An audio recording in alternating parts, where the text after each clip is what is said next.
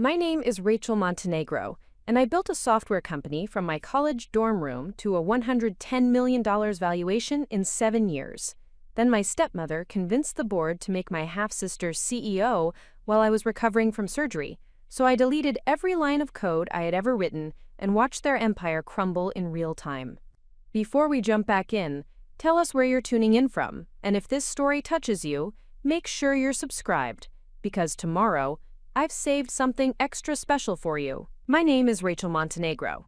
I am 31 years old, and until 3 months ago, I was the founder and CEO of Nexus Analytics, a machine learning platform that revolutionized how Fortune 500 companies process customer data. From the outside, my life represented the ultimate Silicon Valley success story.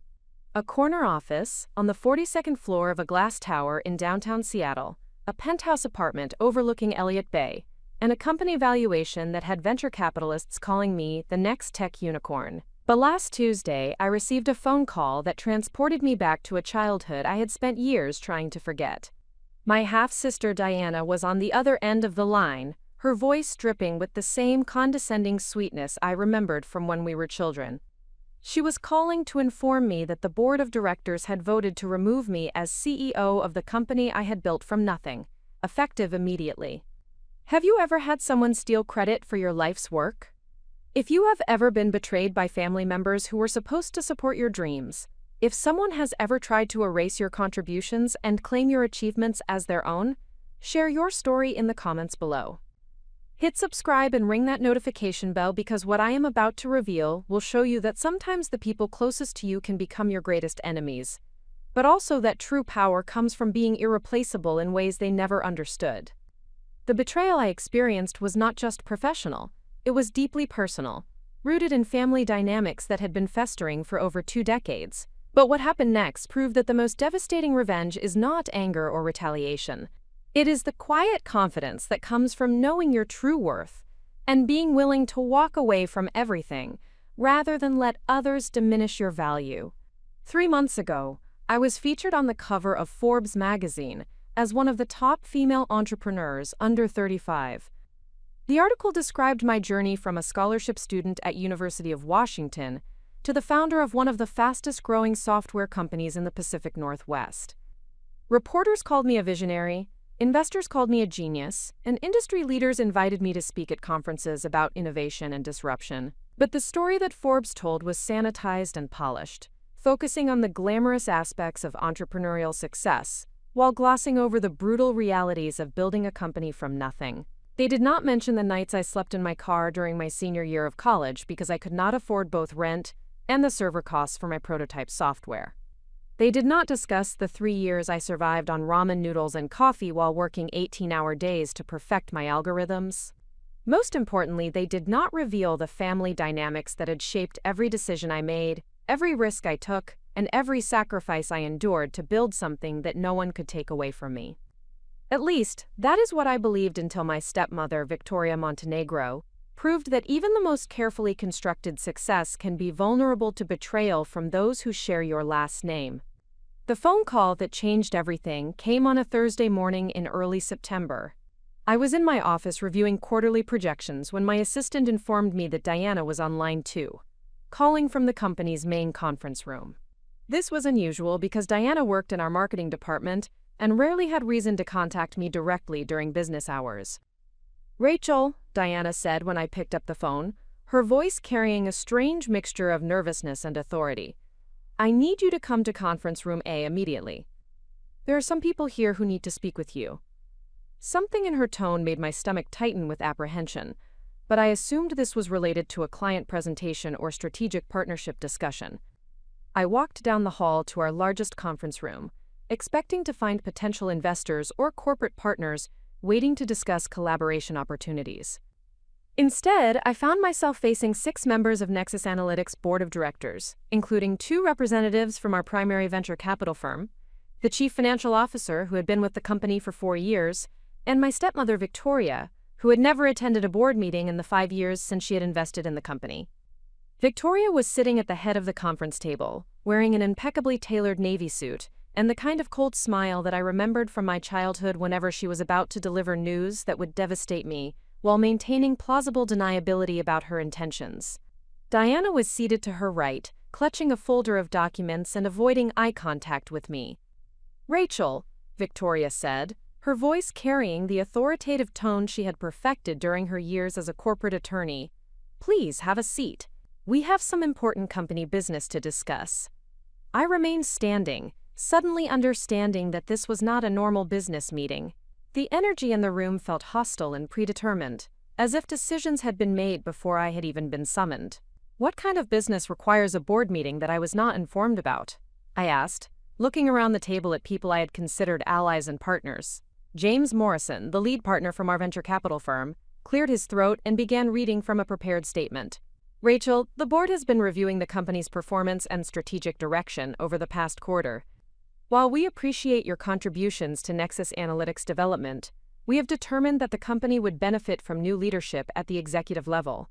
The words hit me like a physical blow, but I maintained my composure while my mind raced to understand what was happening. "New leadership?" I repeated, my voice steady despite the adrenaline coursing through my system. "Are you referring to additional C-suite positions or organizational restructuring?" Victoria leaned forward slightly, her expression conveying the kind of satisfaction that comes from delivering a long-anticipated blow. "Rachel, the board has voted to remove you from your position as Chief Executive Officer, effective immediately. Diana will be assuming the role of interim CEO while we conduct a search for permanent leadership." The conference room fell silent, except for the hum of the air conditioning system and the distant sound of traffic from the street below. I looked around the table at each board member, searching for signs of dissent or discomfort with this decision, but found only carefully neutral expressions and avoided eye contact. "On what grounds?" I asked, my voice gaining strength as the initial shock transformed into focused determination. "Nexus Analytics has exceeded every performance metric for the past 18 months. Our client retention rate is 97%, our revenue growth is 40% year over year, and we just signed contracts worth $38 million in new business." Victoria pulled out a thick folder and placed it on the table in front of her. "The board has identified several areas of concern regarding your leadership capabilities and decision-making processes. There have been questions about your management style, your ability to scale the organization effectively, and your communication with key stakeholders. I realized immediately that this was a carefully orchestrated coup that had been planned for months, possibly years. The accusations were vague enough to be difficult to refute, but serious enough to justify dramatic action. More importantly, they were being delivered by my stepmother, who had contributed exactly $2 million to our Series B funding round in exchange for a board seat that I had foolishly believed was symbolic rather than strategic. "I assume you have documentation supporting these concerns?" I said, maintaining professional composure while internally calculating my options and resources.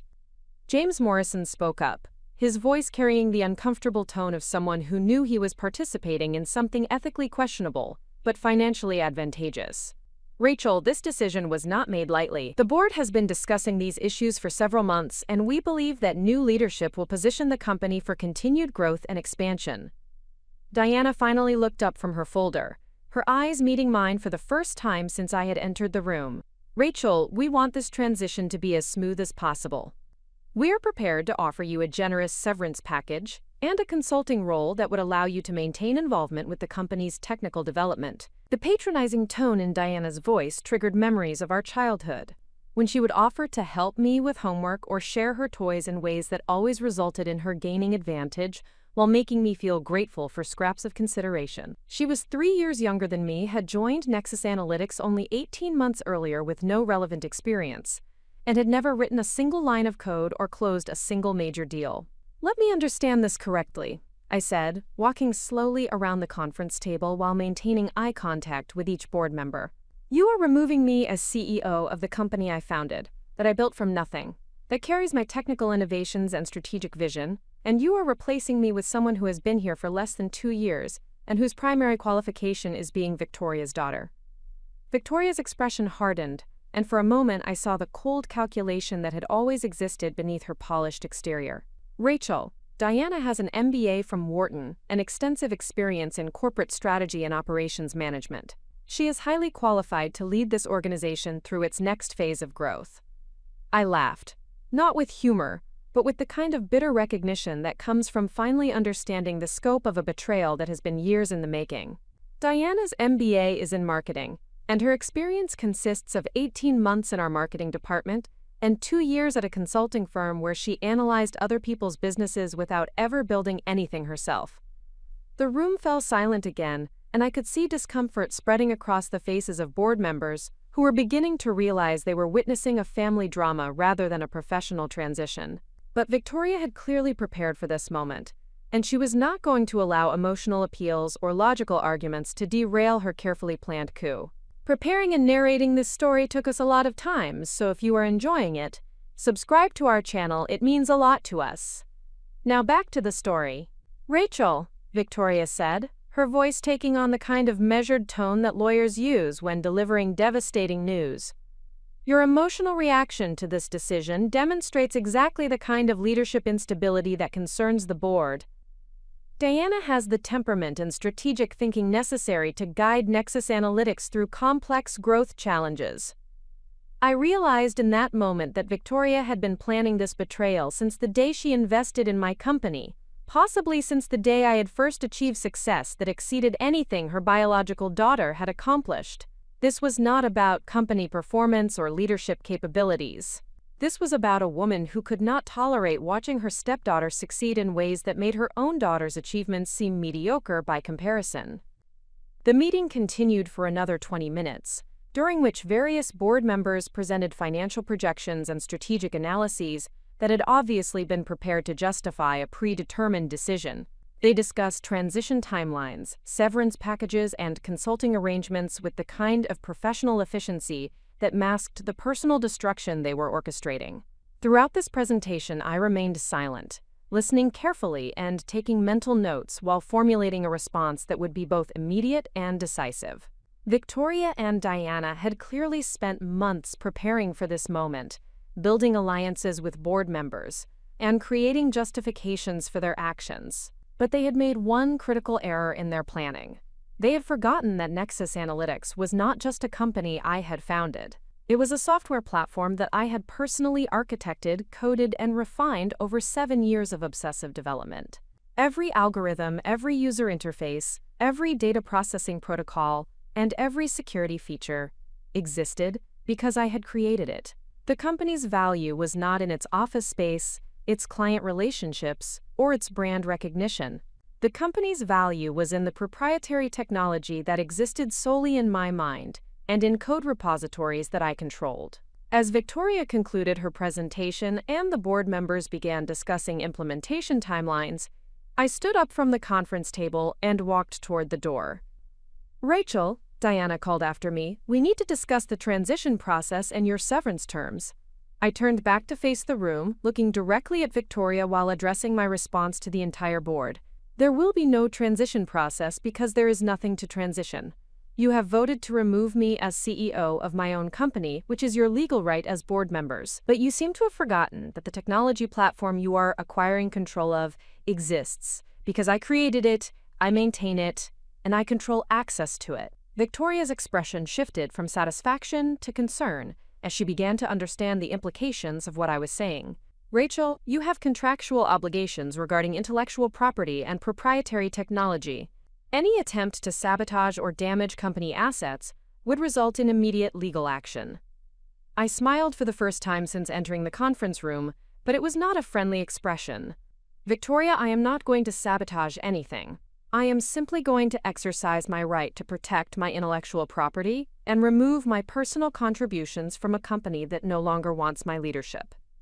Over the following week, I systematically and methodically deleted every line of code I had ever written for Nexus Analytics. I removed algorithms I had developed during graduate school, machine learning models I had refined through years of testing, and user interface designs that had taken months of iteration to perfect. I deleted backup files, documentation, and technical specifications that existed only in repositories I controlled. Most importantly, I deleted the core processing engine that made Nexus Analytics' software platform functional. This was not vandalism or emotional retaliation. This was the calculated decision of a software engineer who understood that intellectual property belongs to the person who creates it, regardless of corporate ownership structures or board voting rights. Within 72 hours of my removal as CEO, Nexus Analytics' software platform stopped functioning. Client data could not be processed, new accounts could not be created, and existing users could not access their analytics dashboards. Diana, who had been installed as my replacement, discovered that being CEO of a technology company requires more than an MBA and corporate strategy experience. The emergency board meeting that followed was, according to sources who remained loyal to me, the most chaotic and desperate corporate gathering in the company's history. Diana had to admit to clients and investors that the entire technological foundation of the business had disappeared overnight. Victoria faced questions from venture capital partners about due diligence processes and asset protection that she could not answer satisfactorily. By the end of the month, Nexus Analytics had lost 60% of its client base, 2 major venture capital firms had withdrawn their support, and the company's valuation had dropped from $110 million to essentially zero. Diana lasted 6 weeks as CEO before resigning, and Victoria was removed from the board of directors by unanimous vote of the remaining members. The technology industry is smaller than most people realize, and news of the Nexus Analytics collapse spread quickly through investor networks and startup communities. But rather than damaging my reputation, the story enhanced it. Other entrepreneurs and investors recognized that I had demonstrated something rare and valuable: the integrity to walk away from everything, rather than allow others to diminish my contributions. Within 2 months of leaving Nexus Analytics, I received funding offers from 3 different venture capital firms who wanted to support my next project. By the end of the year, I had founded Meridian Systems, a new software company that builds on the innovations I had developed at Nexus Analytics, but with ownership structures and legal protections that ensure no one can steal my work again. The Forbes article that featured me on their cover was published 6 months after the Nexus Analytics collapse, and the journalist who interviewed me specifically wanted to understand how I had turned corporate betrayal into entrepreneurial opportunity. What would you tell other founders who are facing similar challenges from family members or business partners? She asked during our interview. My answer was simple but comprehensive. Never build anything you are not prepared to destroy, rather than let others control it. And never trust anyone with your life's work who has not earned that trust through their own sacrifices and contributions. Today, Meridian Systems is valued at $85 million and growing rapidly, with client contracts that exceed anything Nexus Analytics ever achieved. Diana works for a marketing agency in Portland, earning a fraction of what she might have made if she had been content to succeed through her own efforts, rather than through eliminating mine. Victoria returned to her law practice, where she specializes in corporate governance and apparently learned nothing from her spectacular failure as a board member. But this story is not really about revenge or family drama or corporate politics. This story is about understanding your own value and being willing to protect it, even when that protection requires sacrificing everything you have built. It is about recognizing that some people will never celebrate your success because your achievements make their failures more visible. Most importantly, this story is about the fact that true power in any field comes from being irreplaceable, not from titles or positions or board votes. When you create something genuinely valuable, something that exists because of your unique talents and contributions, you hold power that no one can vote away or steal through manipulation. The technology industry is full of stories about founders who were pushed out of companies they created. From Steve Jobs at Apple to the founders of Twitter and Facebook who lost control to investors and boards of directors. But most of those founders did not have the technical knowledge or legal positioning to take their innovations with them when they left. I did, because I had learned early in my career that intellectual property is the only asset that truly belongs to its creator. Everything else, offices, employees, client relationships, brand recognition, can be transferred or stolen. But knowledge, creativity, and the ability to build something from nothing cannot be taken away unless you surrender them voluntarily. The most satisfying part of this entire experience was not watching Nexus Analytics collapse or seeing Victoria and Diana face the consequences of their betrayal. The most satisfying part was proving to myself that I did not need their approval, their support, or their company to succeed. I had built Nexus Analytics once, and I could build something even better without them. That knowledge, that absolute confidence in my own capabilities and value, is worth more than any corporate title or board position or family relationship. It is the foundation of true success. Knowing that your achievements belong to you, that your talents cannot be diminished by others, and that you have the power to create value wherever you go. This is just the beginning of my story, and if you want to understand how a girl from a working-class family in Tacoma became someone who could walk away from a $100 million company rather than compromise her principles, you need to hear about the childhood that taught me the difference between people who build things and people who steal them. My story begins in Tacoma, Washington, in a 2-bedroom apartment above a laundromat that my mother, Elena Montenegro, managed for $43 a day plus free rent. The building was constructed in the 1940s and had never been properly updated, so our living space carried the perpetual smell of industrial detergent, mixed with the dampness that Seattle area buildings develop when their heating systems cannot quite overcome the Pacific Northwest climate. Elena had immigrated to America from El Salvador when she was 19 years old, carrying nothing but a high school diploma, fluency in Spanish and English, and an unshakable belief that hard work could overcome any disadvantage. She had been a bookkeeper in San Salvador, managing financial records for a small manufacturing company, but her credentials meant nothing in Washington state without expensive certification processes that remained perpetually out of reach. The laundromat job provided stability and housing, but barely enough income to cover basic necessities. Elena worked 12-hour shifts 6 days a week, maintaining industrial washing machines, handling customer service, and managing the building's rental properties for an owner who lived in Bellevue and visited the facility approximately twice per year. Her salary was supplemented by tips from customers who appreciated her meticulous attention to their laundry and her willingness to stay late when machines broke down. I was born in 1992 during Elena's second year in Tacoma, and for the first 4 years of my life, our family consisted of just the two of us in that small apartment, with mismatched furniture and windows that faced the alley behind the building. Elena had decorated our living space with bright fabrics and photographs of relatives in El Salvador, creating warmth in a place that could have felt institutional and temporary. Every morning I would wake up to the sound of industrial washing machines starting their first cycle of the day, a rhythm that became the soundtrack to my early childhood. Elena would prepare breakfast on a hot plate because our kitchen was too small for a full stove, and we would eat together at a small table she had positioned near the window so we could watch the sunrise over the Tacoma skyline.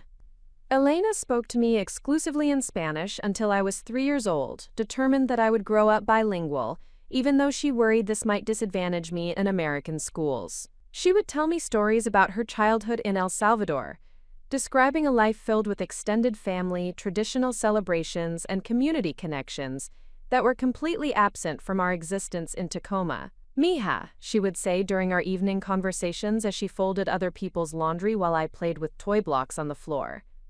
In El Salvador, we had very little money, but we had family everywhere. Here, we have more opportunities, but we must create our own family through the people who prove they care about us. When I was 4 years old, Elena began dating Marcus Montenegro, a construction foreman who managed residential building projects throughout Pierce County. Marcus was a soft-spoken man with calloused hands and a methodical approach to problem-solving that I would later recognize in my own personality. He had been married before, and his ex-wife had relocated to California with their daughter Diana, who was 1 year old when Elena and I first met Marcus. Marcus represented stability and opportunity for Elena, who had been managing single parenthood while working exhausting hours for minimal pay. He owned a small house in a working-class neighborhood near Joint Base Lewis McChord, complete with a real kitchen, separate bedrooms, and a backyard where I could play safely. More importantly, he treated Elena with respect and gentleness that had been absent from her life since leaving El Salvador. The courtship between Elena and Marcus lasted 8 months, during which I gradually adjusted to having a male figure in our daily routine. Marcus would visit our apartment above the laundromat, bringing groceries and small gifts while demonstrating the kind of thoughtful consistency that Elena had learned to value above romantic gestures. He would help repair broken appliances, assist with building maintenance tasks, and play simple games with me while Elena finished her evening work. When Elena and Marcus married in a small ceremony at Tacoma City Hall, I was 5 years old and finally ready to believe that our family situation might become permanently stable.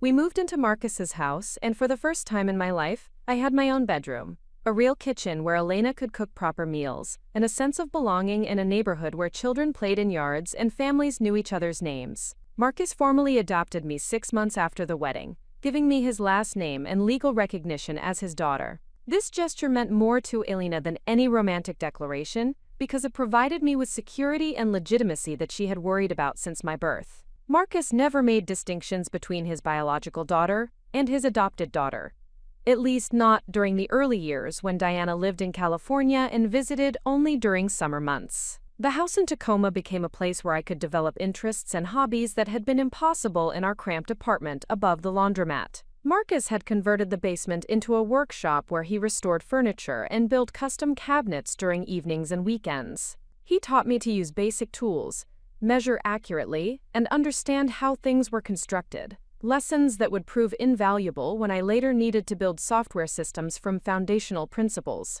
Elena continued working at the laundromat for 2 more years after our move, but Marcus eventually convinced her to pursue a certification program that would allow her to work as a bookkeeper for legitimate businesses rather than managing industrial washing machines. She attended evening classes at Tacoma Community College while maintaining her job, studying accounting principles and business software applications at our kitchen table after I had gone to bed. Those evening study sessions became formative experiences for me.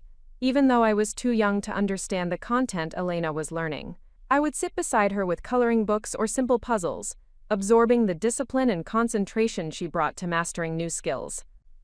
She would explain basic mathematical concepts to me as she worked through her assignments, teaching me to add and subtract long before I encountered these operations in school. "Rachel," she would say as she balanced practice accounts and reconciled financial statements, "numbers never lie, but people sometimes do. If you understand numbers, you can always know the truth about situations, even when people try to confuse you with words." This early exposure to analytical thinking and systematic problem solving shaped my cognitive development in ways that would become apparent years later when I discovered computer programming.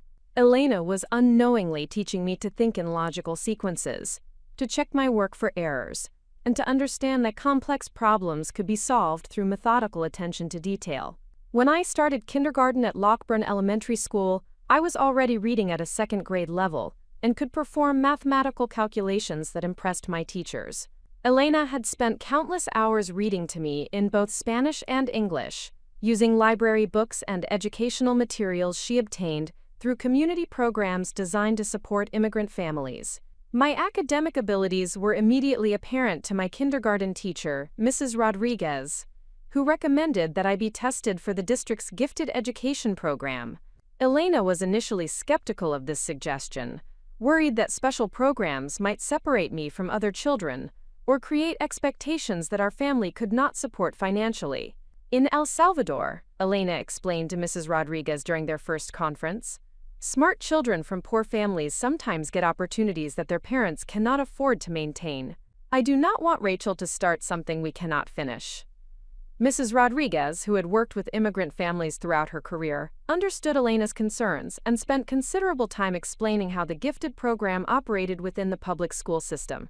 There were no additional costs for families, transportation was provided, and the curriculum was designed to challenge students while maintaining their connections to their home schools and communities. The testing process for gifted education took place over several weeks during my kindergarten year, involving written assessments, problem-solving exercises, and interviews with school psychologists who evaluated both intellectual capacity and emotional readiness for accelerated learning.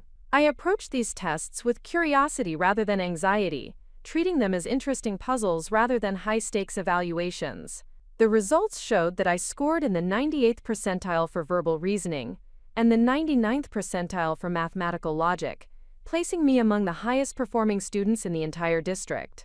Mrs. Rodriguez called Elena with the results and recommended immediate placement in advanced academic programs that could provide appropriate intellectual challenges.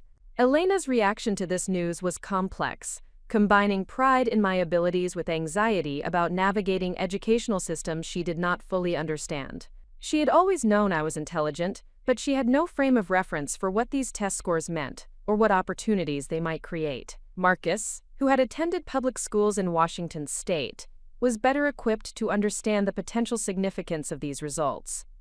"Elena," Marcus said during their discussion about my test scores, "this could change everything for Rachel.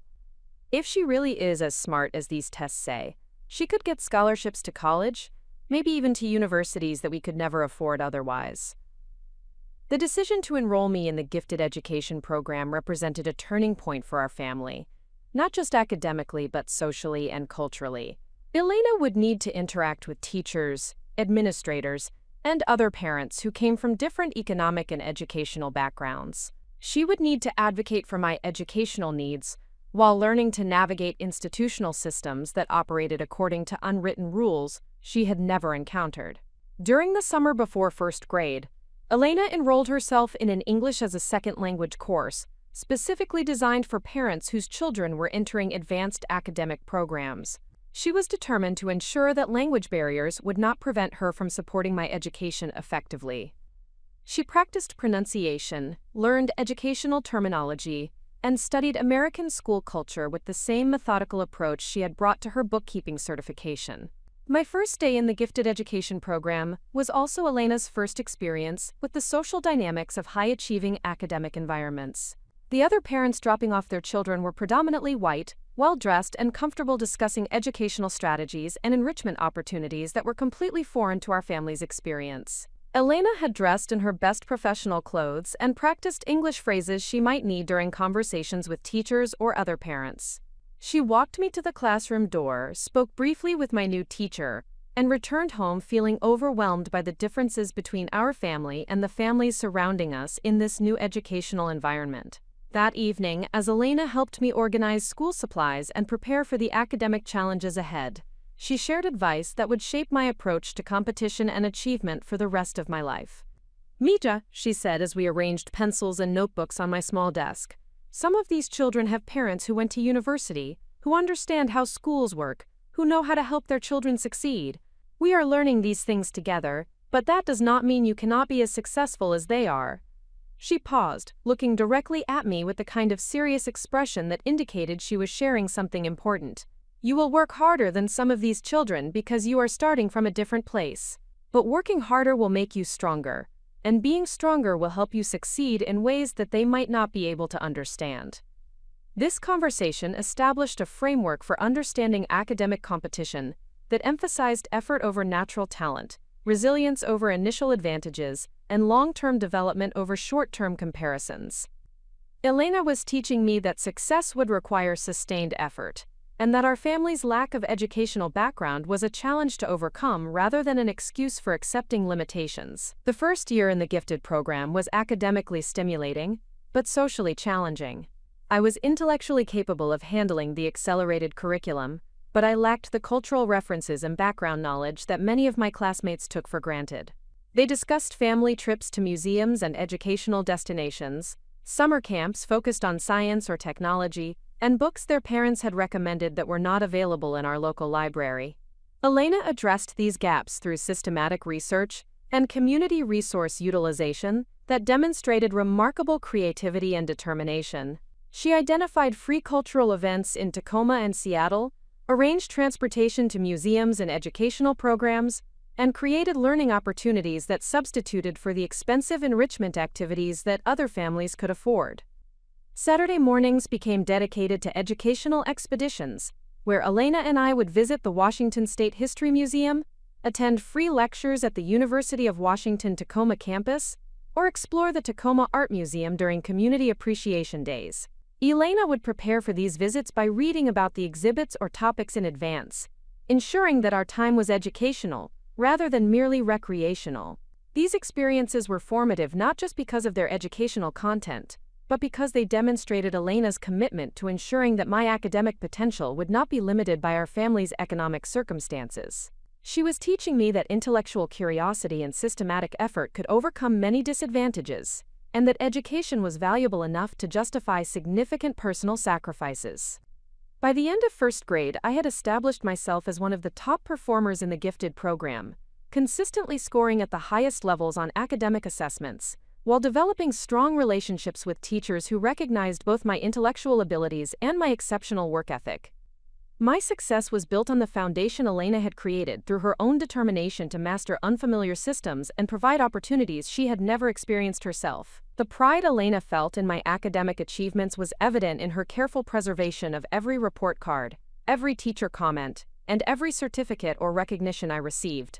She created a filing system for my educational records that would have impressed any professional administrator, understanding intuitively that documentation would be important for future opportunities. Marcus supported my academic development through practical contributions that complemented Elena's educational advocacy. He built me a proper desk with adjustable height and excellent lighting, created organizational systems for my books and school supplies, and established household routines that prioritized homework time and intellectual development. More importantly, Marcus provided stability and emotional support that allowed Elena to focus her energy on educational advocacy rather than basic survival concerns. His steady income from construction work, combined with Elena's eventual transition to bookkeeping, gave our family financial security that had been absent during my early childhood. This security was crucial because it allowed Elena to make decisions based on my long-term educational interests rather than immediate economic pressures. When teachers recommended additional testing, special programs, or educational opportunities that required time or transportation costs, Elena could consider these suggestions seriously rather than automatically declining due to financial constraints. The foundation of academic excellence, family support, and systematic effort that was established during these early years would prove essential when I later faced challenges that tested both my intellectual capabilities and my resilience. Elena and Marcus had created an environment where education was valued, hard work was expected, and long-term planning was prioritized over immediate gratification. Most importantly, they had taught me that success was not determined by starting circumstances, but by the willingness to work systematically toward long-term goals, even when those goals required sustained effort over many years. This perspective would become crucial when I later needed to build complex software systems, navigate competitive academic environments, and eventually create business value in industries where I had no family connections or natural advantages. The lessons learned during these formative years were not just about academic achievement, but about character development, resilience, and the understanding that true success comes from the ability to create value through sustained effort rather than depending on inherited advantages or external validation. During my third-grade year at Lockburn Elementary, I encountered the teacher who would fundamentally alter the trajectory of my educational journey and introduce me to possibilities that my family had never imagined. Dr. Margaret Hendricks had recently joined the faculty after completing her doctoral dissertation on mathematical cognition in elementary students, and she brought both advanced academic credentials and genuine enthusiasm for identifying exceptional potential in unexpected places. Dr. Hendricks was in her early 30s, with prematurely gray hair that she wore in a practical style that suggested someone more interested in intellectual pursuits than personal appearance. She had grown up in rural Montana as the daughter of a rancher and a public school teacher, experiences that had taught her to recognize intelligence and determination regardless of socioeconomic circumstances or family background. Her classroom was unlike any learning environment I had previously experienced. The walls were covered with mathematical puzzles, logic problems, and visual representations of complex concepts that challenged students to think beyond standard curriculum requirements. She had arranged the desks in collaborative clusters rather than traditional rows, encouraging discussion and peer learning that made academic work feel engaging rather than competitive. Dr. Hendricks possessed an unusual ability to observe student behavior and identify cognitive patterns that other teachers missed entirely. During my first week in her class, she noticed that I completed mathematical assignments significantly faster than my peers, and spent the additional time creating elaborate extensions to the problems that demonstrated advanced logical reasoning. Rather than simply giving me additional worksheets to occupy the extra time, Dr. Hendricks approached me privately after class with a proposal that would change everything. "Rachel," she said, settling into the chair beside my desk, "I have been watching how you work through mathematical problems, and I think you might enjoy some different kinds of challenges." She opened a folder containing materials I had never seen before: logic puzzles that required multiple steps to solve, mathematical concepts that involved abstract thinking rather than simple computation, and problems that required creative approaches rather than memorized procedures. These are the kinds of activities that university students work on, she explained. I would like to see how you approach them. The puzzles were unlike anything I had encountered in school or during Elena's evening study sessions. They required sustained concentration, systematic analysis, and the willingness to experiment with different approaches when initial strategies proved unsuccessful. Most importantly, they were intellectually satisfying in ways that regular schoolwork had never been. Over the following weeks, Dr. Hendricks provided increasingly sophisticated challenges while carefully observing my problem-solving processes and cognitive development. She documented my approaches to different types of problems, noting patterns in my thinking that suggested exceptional mathematical intuition and logical reasoning capabilities. "Rachel," she said during one of our after-school sessions, "you have a very unusual way of seeing patterns and relationships that most people miss completely. Have you ever thought about what you might want to study when you get to university?" The question surprised me, because university had always seemed like something that happened to other families, not to children whose mothers worked as bookkeepers and whose fathers managed construction crews. Elena and Marcus had emphasized the importance of education, but their own experiences provided no framework for understanding higher education or professional career development. Dr. Hendricks seemed to recognize my uncertainty and spent considerable time explaining how exceptional academic ability could translate into scholarship opportunities and career possibilities that transcended family economic circumstances. She described her own journey from rural Montana to graduate school, emphasizing that intellectual potential was more important than family connections or financial resources. "There are universities that actively seek students like you," she explained. "Students who have demonstrated exceptional ability despite challenging circumstances. They provide financial support and academic resources specifically for students who show promise but need assistance to reach their potential." This conversation introduced concepts that were completely foreign to my understanding of how educational systems operated. Dr. Hendricks was describing a world where academic merit could overcome economic disadvantages, where exceptional performance could generate opportunities that existed independently of family wealth or social connections. She began meeting with me twice weekly after school, providing advanced mathematical instruction that went far beyond grade-level curriculum. These sessions were not remedial tutoring but genuine academic mentorship designed to accelerate my intellectual development and prepare me for advanced educational opportunities. The mathematical concepts Dr. Hendricks introduced were challenging enough to require sustained effort and concentration, but accessible enough to build confidence and momentum. She taught me basic algebraic thinking, geometric reasoning, and logical proof structures that most students did not encounter until high school or college.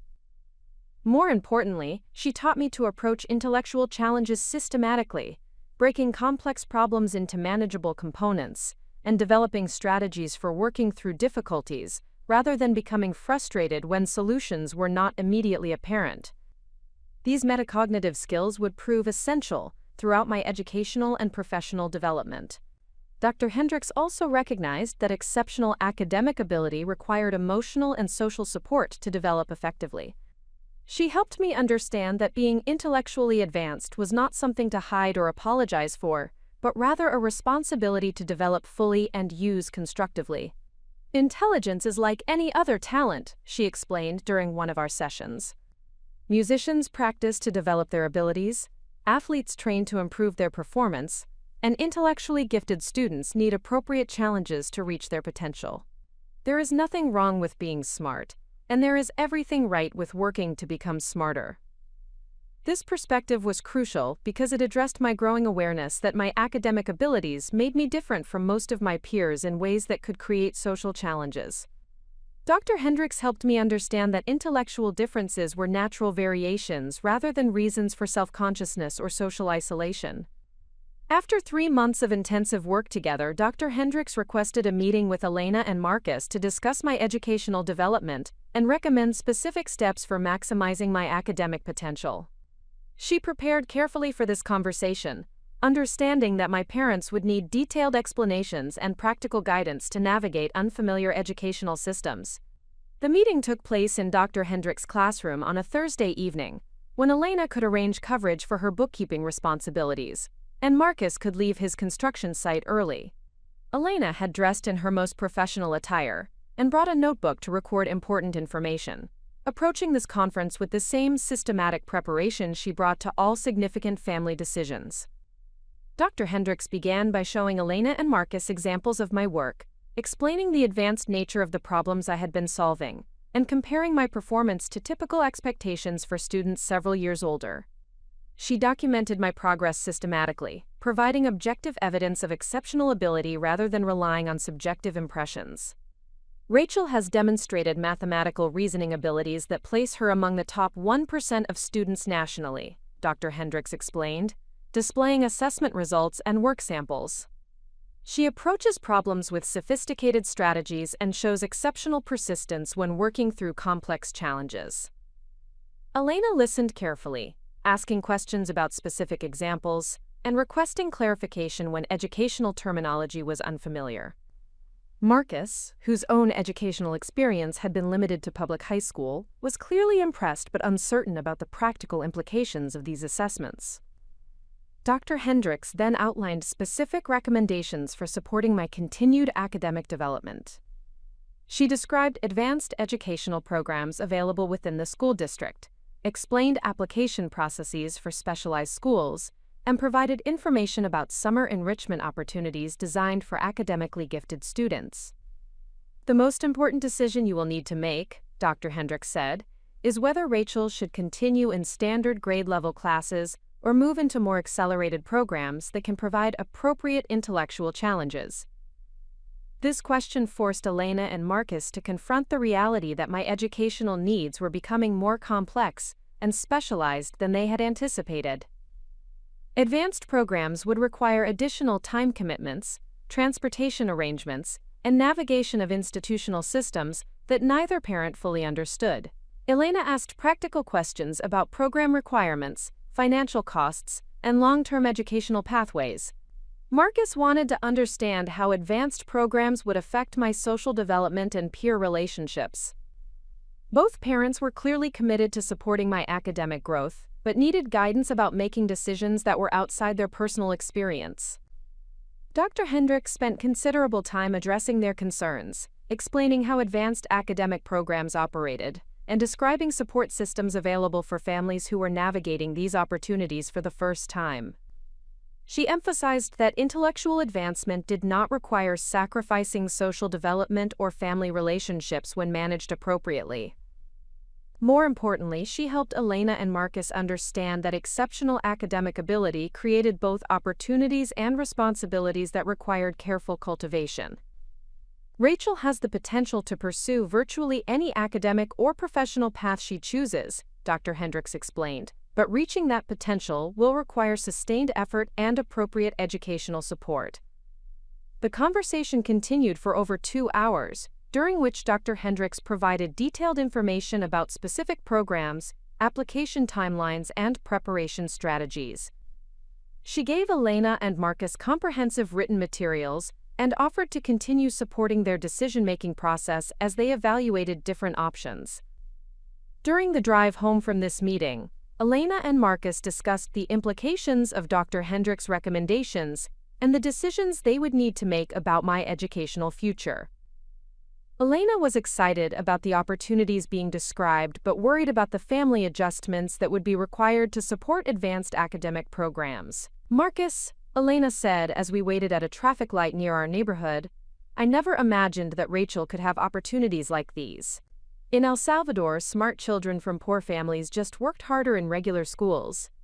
There were no special programs or university scholarships. Marcus nodded thoughtfully, understanding that they were being asked to make decisions about educational pathways that neither of them had ever experienced personally. We need to learn about these programs so we can help Rachel make good choices, he replied. Dr. Hendricks seems to know what she is talking about, and she believes Rachel has real potential. Over the following weeks, Elena and Marcus researched the educational options Dr. Hendricks had described, visiting schools, attending information sessions, and speaking with other parents whose children participated in advanced academic programs. This process was challenging because it required them to navigate institutional systems and social environments that were unfamiliar and sometimes intimidating. Elena approached this research with characteristic determination and systematic methodology. She created files for each program, documented admission requirements and deadlines, and developed comparison charts that allowed the family to evaluate different options objectively. She also arranged for translation assistance when necessary, and sought advice from other immigrant families who had successfully navigated similar educational decisions. The research process revealed that several excellent advanced programs were available, each with different strengths and requirements. The district's highly capable program could provide accelerated academics while maintaining my connections to neighborhood friends and familiar teachers. A specialized mathematics and science academy offered more intensive intellectual challenges but would require a significant daily commute. Several private schools had expressed interest in providing scholarship support, but would involve social environments that might be difficult for our family to navigate. After careful consideration and multiple family discussions, Elena and Marcus decided to apply for the district's highly capable program, while also exploring the specialized academy as a potential option for middle school. This decision balanced academic advancement with practical considerations about transportation, family time, and social adjustment. Dr. Hendricks supported this decision and helped prepare me for the application and assessment processes required for advanced program admission. She provided additional mathematical instruction, helped me develop test-taking strategies, and offered reassurance about the transition to more challenging academic environments.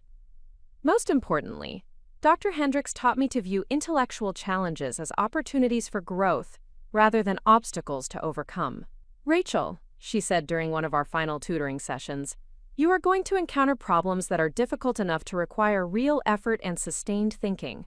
That is not a sign that you are not smart enough. That is a sign that you are finally getting problems that are worth your intelligence."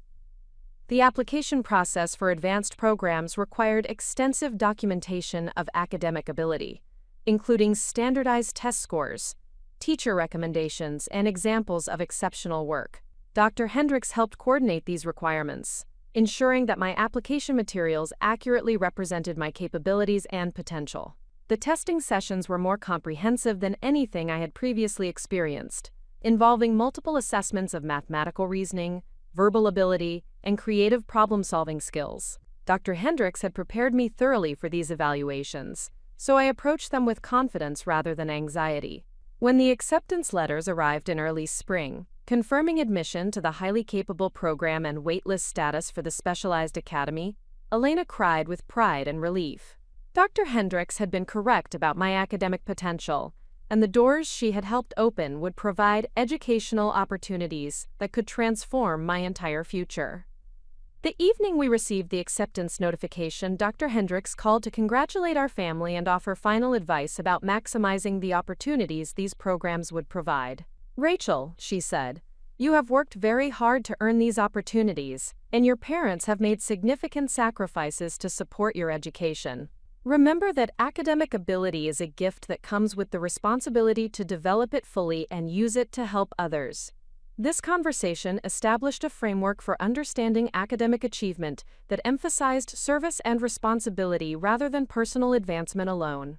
Dr. Hendricks was teaching me that exceptional ability created obligations to contribute positively to society rather than simply pursuing individual success.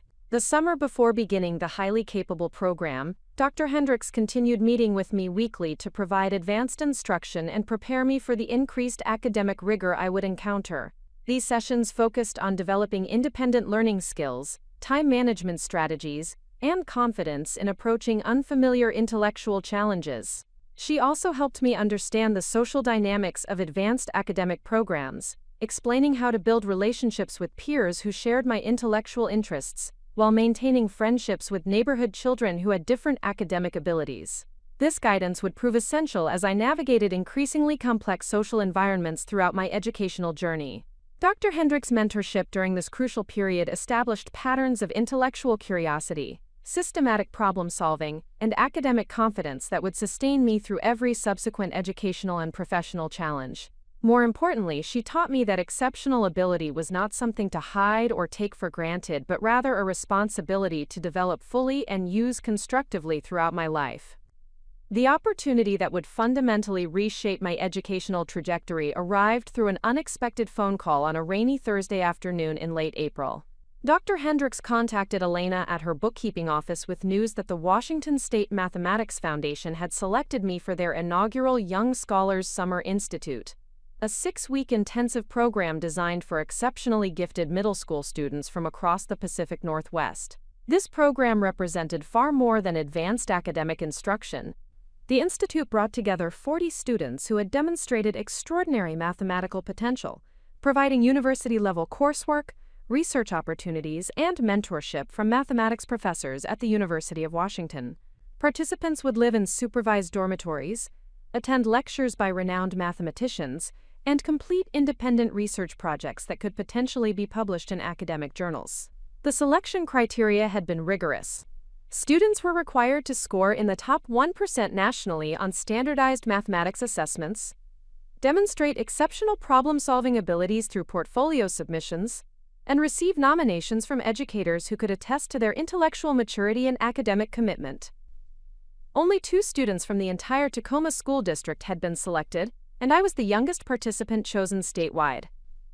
Dr. Hendricks explained the program's significance during an emergency family meeting she requested for that same evening. "Rachel," she said, settling into our living room with a folder of program materials, "this opportunity could change your entire educational pathway. The students who participate in programs like this often go on to attend the most prestigious universities in the country." The program description was both thrilling and overwhelming. Participants would study advanced topics including linear algebra, discrete mathematics, and mathematical modeling while working alongside graduate students and faculty researchers. The curriculum was designed to introduce exceptional students to university-level academic work while providing intensive mentorship and career guidance. However, the practical requirements for participation presented significant challenges for our family. The program cost was substantial, covering dormitory housing, meals, materials, and instructional fees. While partial scholarships were available for students demonstrating financial need, families were expected to contribute according to their economic capacity, and our contribution requirement was still more than Elena and Marcus had ever spent on anything except basic housing costs. The logistics were equally complex. The program was held at the University of Washington campus in Seattle, requiring participants to live away from home for 6 weeks during the summer. I would be 13 years old, had never spent more than 2 nights away from my family, and would be living in an environment with students who came from dramatically different social and economic backgrounds. Elena's initial reaction combined pride in my selection with anxiety about the practical challenges of participation. "Misha," she said after Dr. Hendricks had explained the program requirements, "this is a great honor, but we need to understand what we are committing to as a family." Marcus approached the decision with his characteristic methodical analysis, creating spreadsheets to calculate the financial impact and researching transportation options for visiting me during the program. The cost would require using most of the emergency savings they had accumulated over 3 years of careful budgeting, but he believed the educational opportunity justified the financial sacrifice. The application process for financial assistance required extensive documentation of our family's income, expenses, and assets. Elena spent several evenings completing forms that required detailed explanations of our economic circumstances, a process that was both necessary and somewhat humiliating for parents who had worked hard to achieve financial stability. The forms asked questions about parental education levels, family assets, and long-term financial planning that highlighted the differences between our background and the backgrounds of families who typically participated in such programs. Elena answered these questions honestly while feeling acutely aware that our circumstances marked us as different from the program's typical demographic. Dr. Hendricks assisted with the application process, providing detailed recommendation letters and helping Elena understand the technical requirements for financial documentation.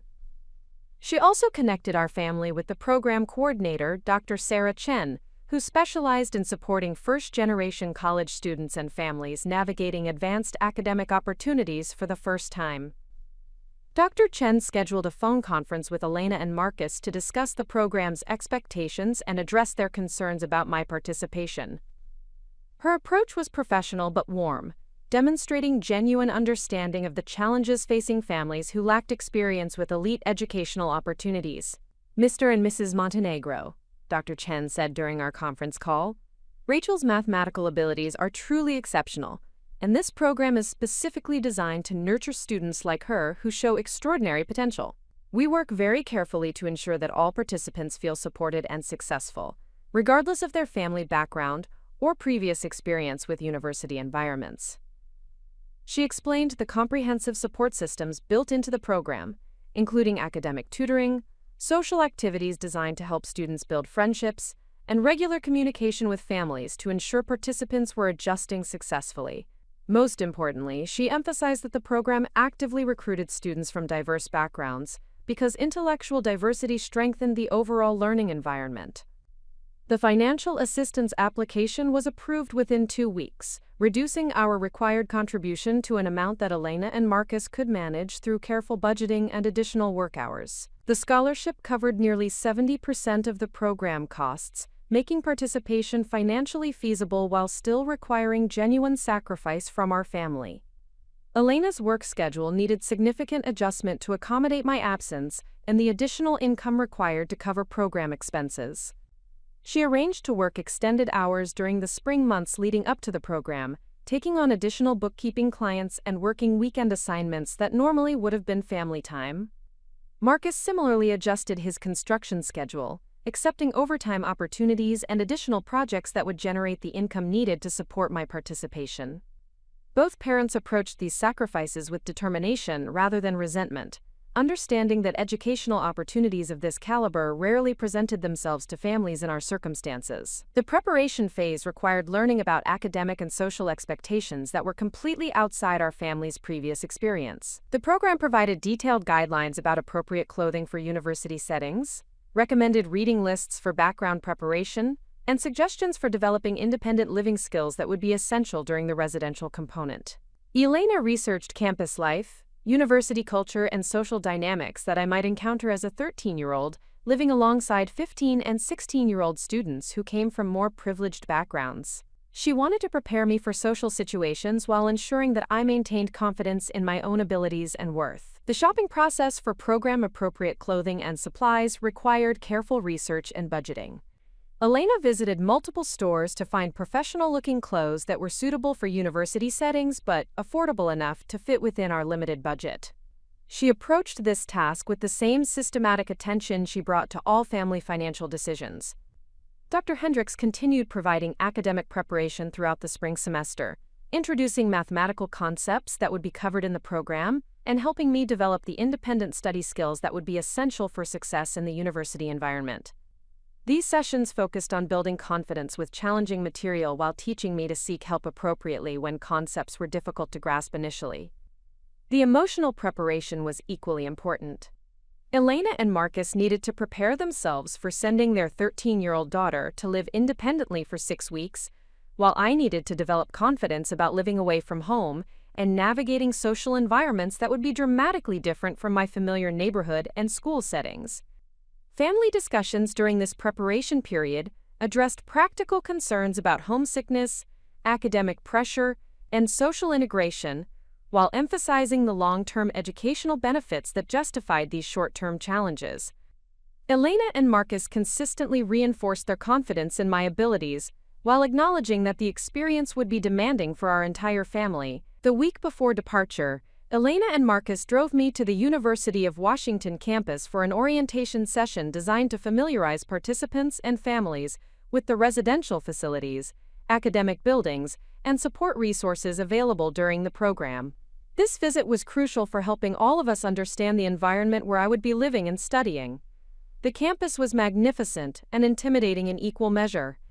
The Gothic Revival architecture, sprawling green spaces, and obvious institutional prestige created an atmosphere that was both inspiring and overwhelming for a working-class family from Tacoma. Elena and Marcus walked through the dormitories and academic buildings with expressions that combined pride in my achievement with anxiety about whether I would be able to thrive in such an unfamiliar environment. During the orientation session, we met other families whose children would be participating in the program. The social dynamics were immediately apparent. Most of the other parents were university graduates themselves, many holding advanced degrees and professional positions that provided them with cultural familiarity with academic institutions. They discussed the program as one element in comprehensive educational strategies that included private tutoring, specialized summer programs, and long-term planning for elite university admission.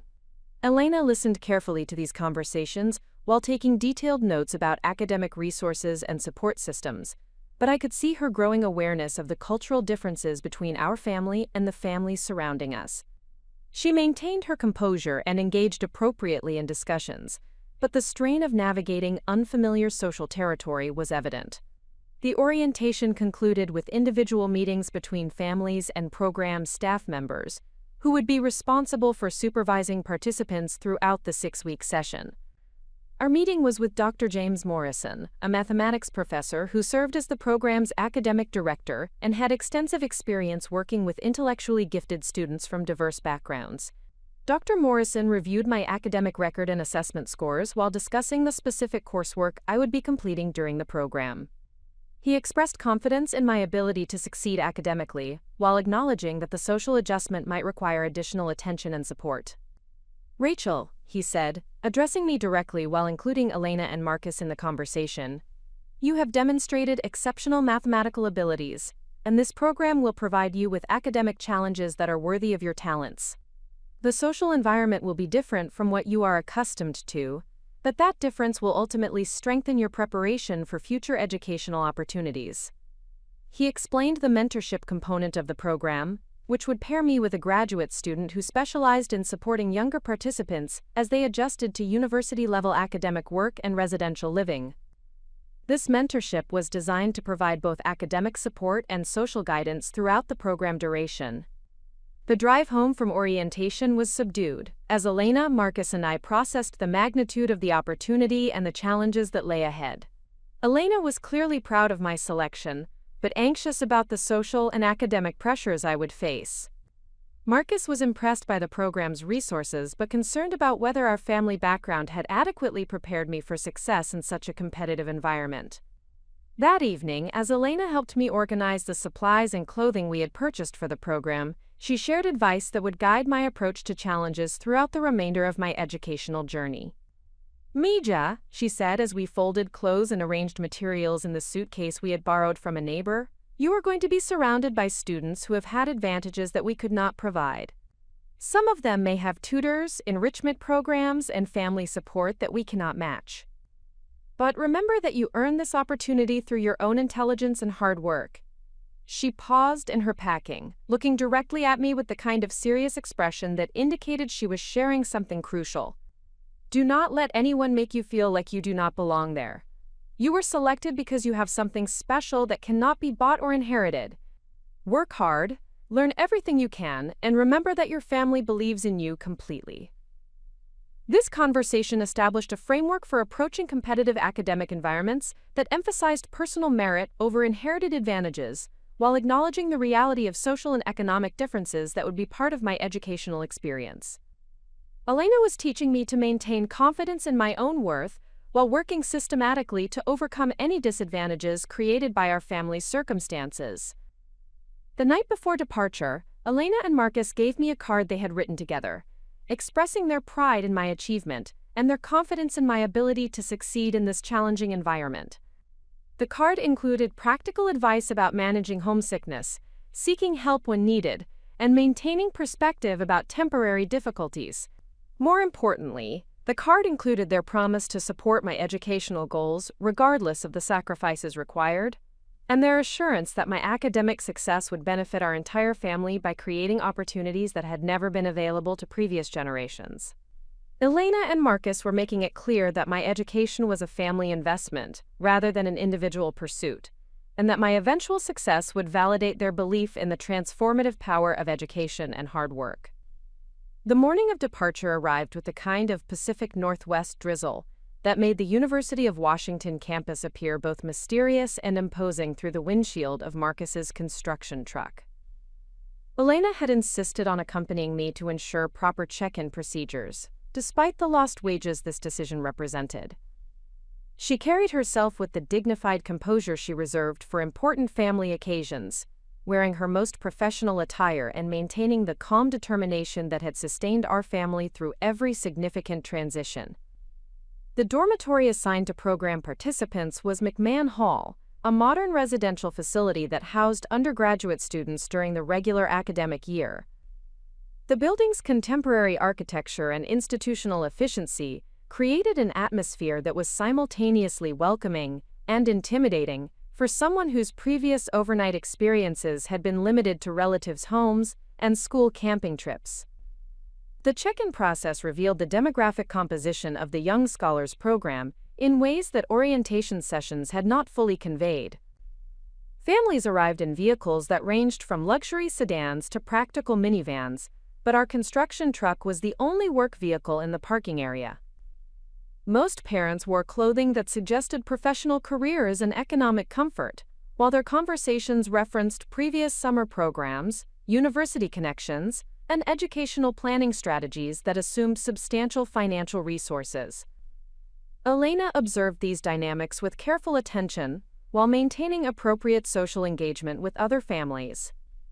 She had prepared conversation topics and questions that demonstrated her genuine interest in my educational development without revealing her unfamiliarity with elite academic environments. Her approach was professional and thoughtful, though I could sense her acute awareness of the cultural differences surrounding us. My assigned roommate was Jennifer Chang, a 15-year-old from Bellevue, whose parents were both technology executives and whose academic preparation included private tutoring, competitive mathematics programs, and summer enrichment experiences that had been ongoing since elementary school. Jennifer's side of our shared room was equipped with organizational systems, technological devices, and personal items that reflected both economic privilege and systematic preparation for academic competition. Jennifer herself was pleasant and intellectually curious, approaching our initial conversation with genuine interest rather than condescension. However, her casual references to previous summer programs, international travel experiences, and family educational resources highlighted the vast differences in our academic preparation and family circumstances. "Where did you attend summer programs before this?" Jennifer asked as we arranged our belongings in the dormitory room, a question that assumed participation in such programs was standard rather than exceptional. "This is my first academic summer program," I replied honestly, recognizing that this admission marked me as different from the typical participant demographic. Jennifer's expression shifted slightly as she processed this information, not with judgment but with surprise that suggested she had never encountered a peer who lacked extensive enrichment experiences. "Well, you must be really exceptional to get selected without previous program experience," she said, which was intended as encouragement but emphasized my outsider status. The first formal program session was an opening convocation held in the university's primary lecture hall, where participants and families gathered to hear presentations from faculty members, program administrators, and distinguished alumni, who described the academic challenges and opportunities that lay ahead. The speakers emphasized the prestigious nature of the program and the exceptional achievements of previous participants who had gone on to attend elite universities and pursue distinguished careers in mathematics and related fields. Elena listened to these presentations with visible pride in my selection, while taking careful notes about academic expectations and support resources. She asked thoughtful questions during the family Q&A session, demonstrating her commitment to understanding the program thoroughly, despite her unfamiliarity with university culture and academic research terminology. The formal farewell between families and participants took place in the dormitory lobby after the convocation concluded. Elena's goodbye was both emotional and practical, including final reminders about maintaining regular communication, seeking help when needed, and representing our family with dignity and determination. She had written her work phone number and Marcus's contact information on multiple cards, ensuring that I could reach them under any circumstances. Mija, Elena said as she prepared to leave. Remember that you earned your place here through your own abilities. Work hard, learn everything you can, and make us proud. Her voice carried the weight of years of sacrifice, and the hope that this opportunity would justify every challenge our family had overcome to make my participation possible. The first week of the program was academically exhilarating and socially overwhelming in equal measure. The coursework was genuinely challenging, introducing mathematical concepts that required sustained intellectual effort and systematic problem-solving approaches. Professor Morrison's linear algebra course in particular demanded analytical thinking that pushed my cognitive abilities while remaining accessible through careful instruction and comprehensive support materials. However, the social dynamics of the program proved more challenging than the academic content. Casual conversations among participants regularly referenced experiences, resources, and cultural knowledge that were completely outside my background. Students discussed private school teachers, professional tutoring relationships, and family connections to university faculty with the kind of ease that suggested these advantages were normal rather than exceptional. The dining hall conversations were particularly revealing of social and economic differences among participants.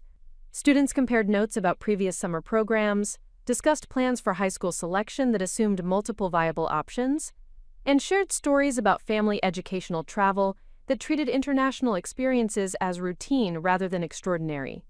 I learned to navigate these conversations by asking thoughtful questions and demonstrating genuine interest in others' experiences, rather than attempting to contribute comparable stories from my own background. This strategy allowed me to build social connections while avoiding the discomfort of highlighting my different circumstances. My assigned graduate student mentor was David Kim, a doctoral candidate in applied mathematics who specialized in working with younger students transitioning to university-level academic work. David's background included experience as a first-generation college student, which provided him with genuine understanding of the challenges facing participants who lacked family familiarity with higher education systems.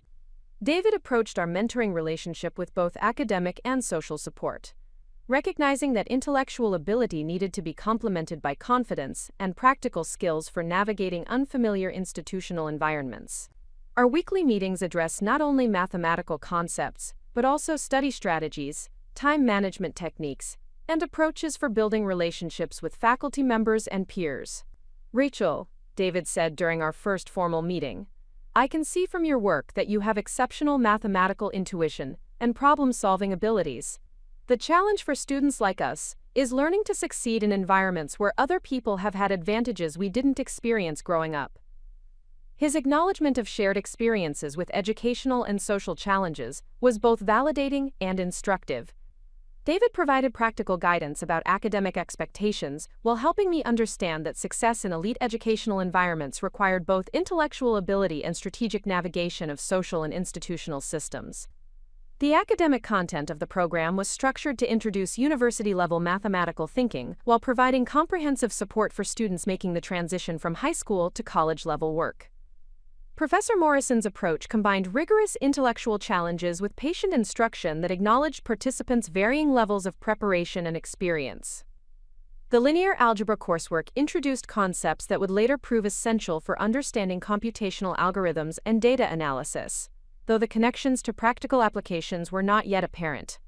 The abstract nature of mathematical proofs and theoretical frameworks required developing new cognitive skills that complemented but differed from the problem-solving abilities I had demonstrated in elementary and middle school mathematics.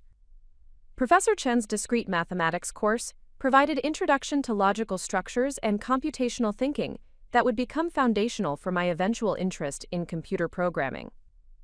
The systematic approach to analyzing problems, developing algorithmic solutions, and verifying logical consistency created intellectual frameworks that would prove invaluable throughout my subsequent academic and professional development. The research component of the program paired participants with faculty members working on current mathematical investigations.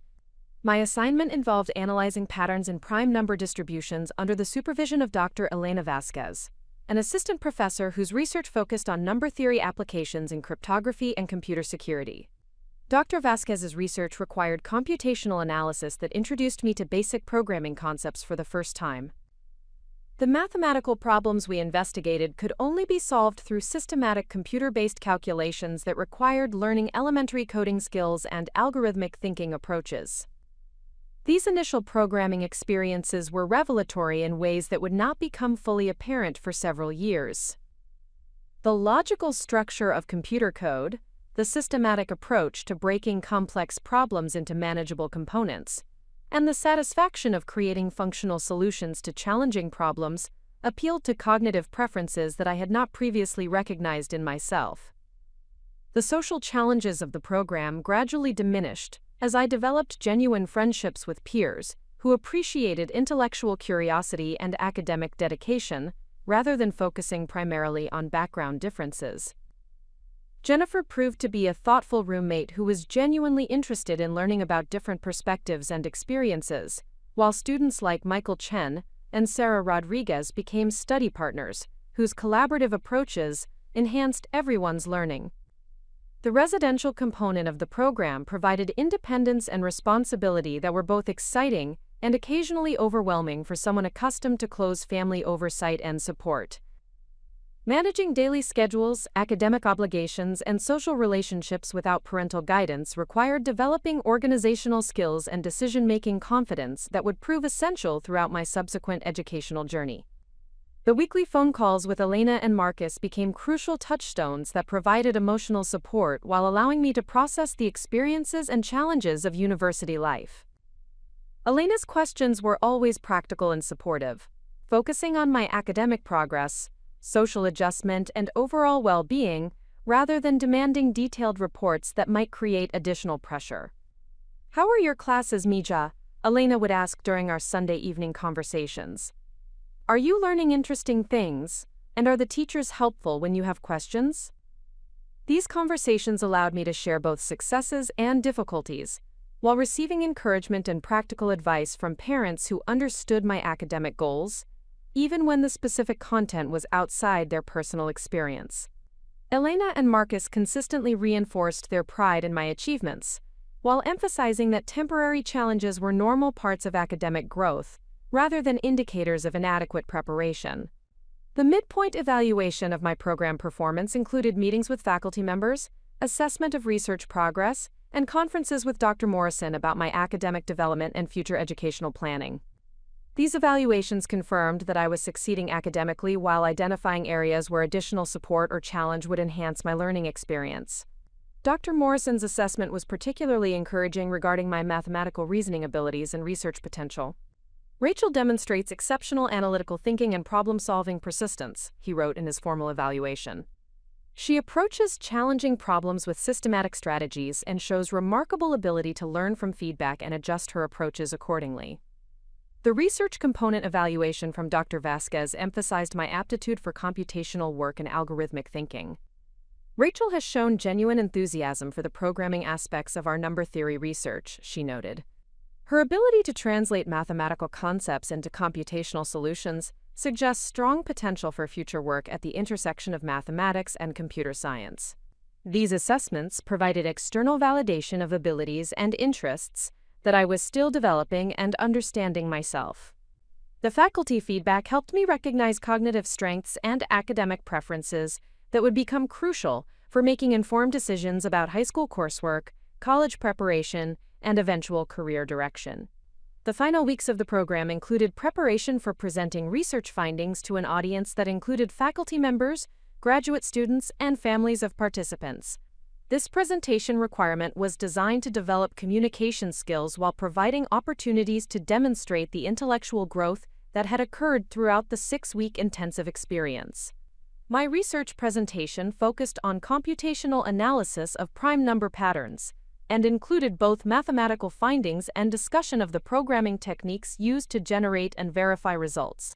The preparation process required synthesizing complex technical content into explanations that would be accessible to audience members with varying levels of mathematical background.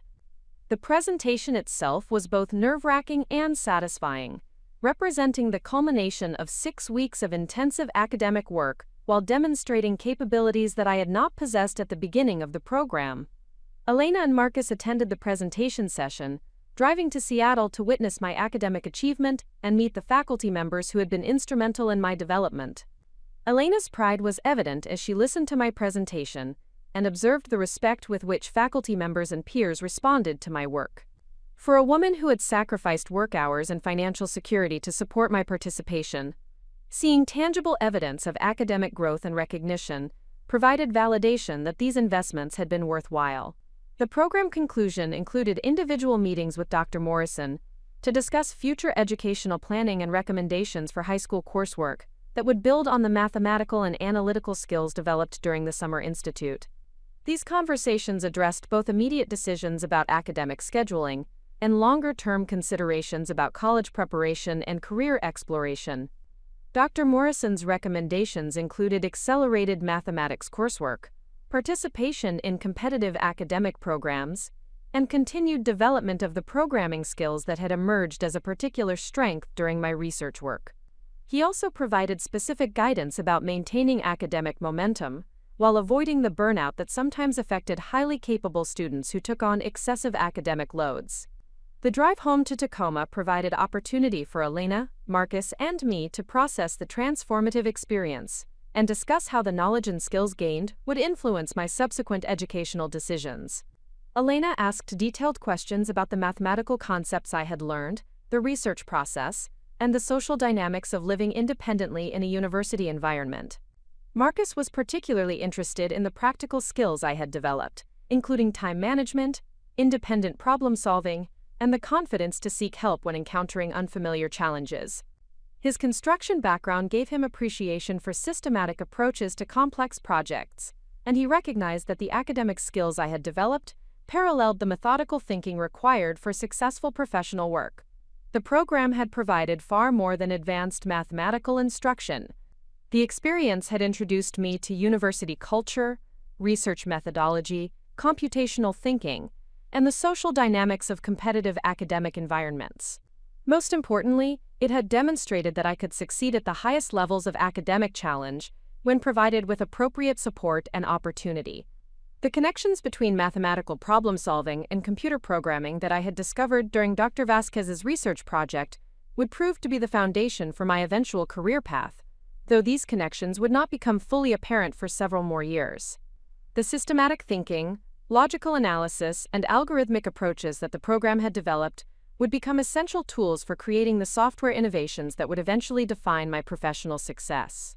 The transition from the supportive environment of the Young Scholars Summer Institute to the competitive landscape of high school academic programs revealed the stark differences between exceptional ability and systematic preparation that had been developing over years of privileged educational experiences.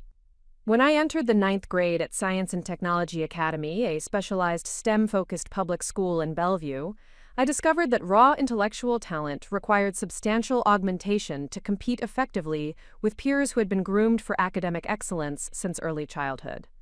Science and Technology Academy represented the pinnacle of public secondary education in the Seattle metropolitan area, with admission standards that rivaled elite private institutions and academic expectations that prepared students for direct entry into prestigious university programs. The student body consisted of approximately 400 carefully selected individuals who had demonstrated exceptional ability in mathematics, science, and technological applications through rigorous testing and portfolio evaluation processes. The school's physical facilities reflected its commitment to providing university preparatory educational experiences. The mathematics classrooms were equipped with advanced computational software and hardware that allowed students to explore complex theoretical concepts through practical application. The computer science laboratories contained professional-grade development environments and networking systems that enabled students to work on projects that paralleled those undertaken by university researchers and industry professionals.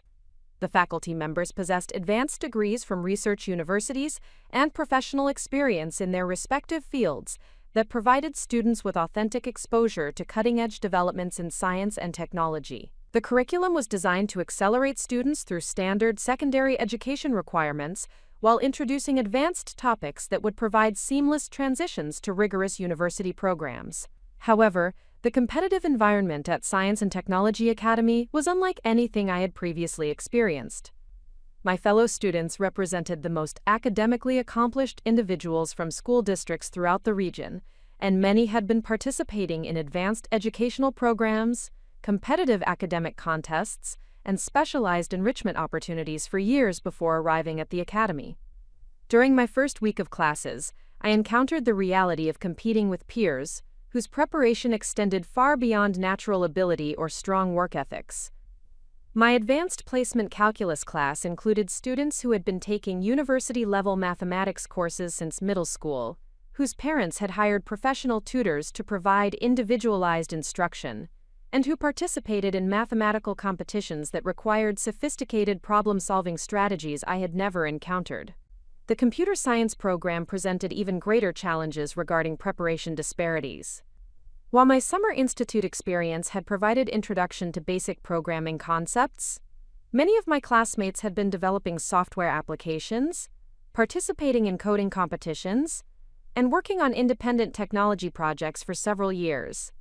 Their familiarity with programming languages, development methodologies, and computational algorithms was both impressive and intimidating.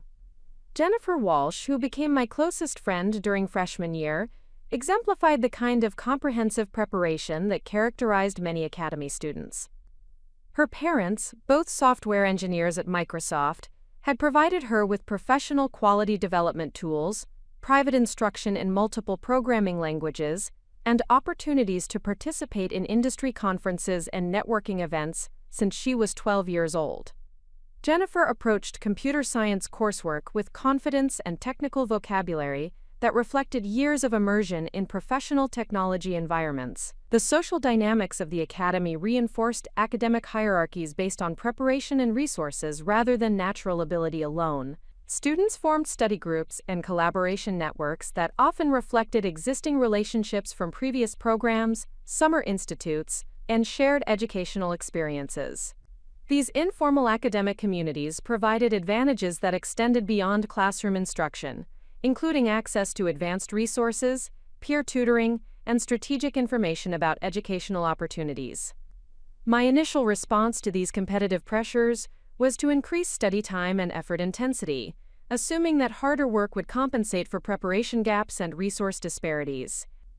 I spent evenings and weekends attempting to master programming concepts that my peers had been developing for years, while simultaneously maintaining excellence in traditional academic subjects that required substantial time commitments. This approach proved both exhausting and ineffective. The sheer volume of material I needed to master exceeded what could be accomplished through individual effort alone, particularly when competing with students who had access to professional instruction, expensive resources, and family guidance from parents who understood technology industries and academic systems. The first quarter grades provided objective evidence of the challenges I was facing. While my performance in mathematics and science courses remained excellent, my computer science grades reflected the struggle to master complex technical concepts without adequate foundational preparation. Dr. Amanda Foster, my computer science instructor, recognized that my difficulties stemmed from preparation gaps rather than inadequate ability. Dr. Foster requested a private meeting to discuss my academic performance and develop strategies for addressing the preparation disparities that were affecting my success in her course. She had extensive experience working with gifted students from diverse backgrounds and understood the challenges facing academically talented individuals who lacked access to specialized resources and programs. Rachel, Dr. Foster said during our meeting in her office, which was filled with computer equipment and technical references that reflected her professional background in software development, "Your analytical thinking and problem-solving approaches are exceptional, but you are trying to compete with students who have had years of specialized preparation that you have not had access to." She explained that academic competition at elite institutions required strategic approaches that balanced individual effort with systematic skill development and resource utilization. Students who succeeded at the highest levels learn to identify their strengths, address their weaknesses efficiently, and leverage available resources to accelerate their development. Dr. Foster's analysis of my computer science work revealed that my mathematical background provided advantages in understanding algorithmic logic and computational theory, but that my lack of practical programming experience created barriers to translating theoretical understanding into functional code development. She recommended a structured approach to building programming skills that would leverage my mathematical strengths while addressing practical deficiencies. The intervention plan Dr. Foster developed included after-school tutoring sessions with advanced students who could provide peer instruction in programming fundamentals, access to online resources that offered systematic skill development, and modified assignment expectations that allowed me to demonstrate understanding while building practical capabilities gradually. More importantly, Dr. Foster introduced me to the concept of leveraging individual strengths to overcome competitive disadvantages. Rather than attempting to match my peers in all areas simultaneously, she encouraged me to identify the aspects of computer science, where my mathematical background provided natural advantages, and to build expertise in those areas, while gradually developing other necessary skills. This strategic approach proved transformative for my academic development and competitive positioning. My mathematical training provided exceptional advantages in understanding algorithm design, computational complexity analysis, and theoretical computer science concepts that many students with strong programming skills found challenging. By focusing initial efforts on these strength areas, I could demonstrate exceptional performance while building confidence and establishing academic credibility. The algorithm design coursework became my first area of genuine competitive advantage. The mathematical problem-solving approaches I had developed through years of advanced instruction translated directly to creating efficient computational solutions for complex problems. While other students relied primarily on programming experience and trial-and-error approaches, I could analyze problems systematically and develop optimal solutions through mathematical reasoning. Dr. Foster recognized this strength and provided opportunities for me to tackle increasingly sophisticated algorithmic challenges that showcased my analytical capabilities. She recommended me for participation in regional programming competitions that emphasized problem-solving skills rather than implementation speed, environments where mathematical reasoning provided competitive advantages over pure programming experience. The first programming competition I attended was the Pacific Northwest Regional Computing Contest, held at the University of Washington campus where I had participated in the Summer Mathematics Institute. The competition format required teams of 3 students to solve complex computational problems within strict time constraints, emphasizing both individual problem-solving ability and collaborative efficiency. My teammates were Jennifer Walsh and Marcus Kim, both experienced programmers whose technical skills complemented my mathematical problem-solving strengths. Jennifer handled implementation tasks that required detailed programming knowledge, Marcus managed project coordination and testing procedures, and I focused on analyzing problems and developing algorithmic solutions that my teammates could implement efficiently. This collaborative approach proved remarkably effective. Our team placed third in the regional competition, qualifying for national-level contests and establishing my reputation as a valuable team member despite my limited programming experience. The success demonstrated that mathematical reasoning could provide competitive advantages in technology environments when properly leveraged and supported by collaborative partnerships. The recognition from the programming competition's success created opportunities for advanced coursework and independent study projects that accelerated my technical development. Dr. Foster recommended me for enrollment in university-level computer science courses offered through dual enrollment programs, providing access to instruction and resources that exceeded what was available through high school coursework alone. The university courses introduced me to software engineering principles, database management systems, and artificial intelligence concepts that would become foundational for my eventual professional specialization. The computational thinking frameworks and systematic development methodologies I learned through these courses provided intellectual tools that complemented my mathematical background while expanding my technical capabilities substantially. However, the most significant development during this period was my growing understanding of how mathematical insights could be applied to create practical software solutions that addressed real-world problems. The theoretical concepts I had mastered during advanced mathematics coursework became tools for developing innovative approaches to data analysis, pattern recognition, and automated decision-making systems. My first independent software project emerged from a practical problem I observed in Elena's bookkeeping work. She was managing financial records for several small businesses using spreadsheet applications that required extensive manual data entry and calculation procedures.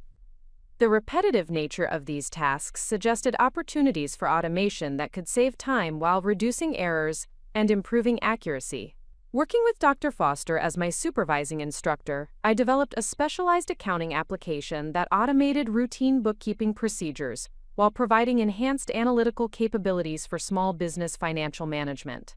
The project required integrating mathematical algorithms for financial calculations with database management systems for record keeping and user interface design for practical usability. The development process was both challenging and revelatory.